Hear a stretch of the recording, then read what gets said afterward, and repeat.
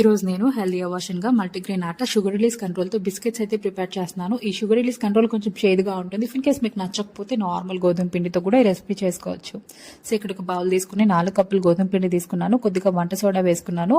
నెయ్యి కాస్త ఎక్కువగా వేసుకున్నాను. నాకు ఎగ్స్ నచ్చవు కాబట్టి స్మెల్, మీరు నచ్చితే 2 ఎగ్స్ బీట్ చేసుకుని వేసుకోవచ్చు.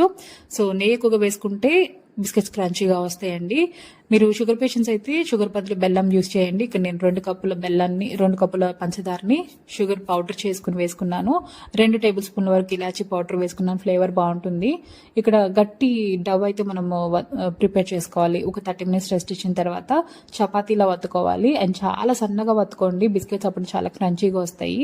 మీకు నచ్చిన షేప్స్ కట్ చేసుకుని బ్యాచెస్ వైజ్గా ఆయిల్లో ఫ్రై చేసుకుని ఒక 8 గ్లాస్ జార్లో ప్రిజర్వ్ చేసుకోండి. అండ్ ఈ రెసిపీ వచ్చేసి షుగర్ పేషెంట్స్ కూడా చాలా హ్యాపీగా తినొచ్చండి. మీరు మల్టీగ్రెయిన్ ఆటా యూజ్ చేయండి. అలాగే బెల్లంతో ఈ రెసిపీ చేసుకోండి. హెల్త్కి చాలా మంచిది.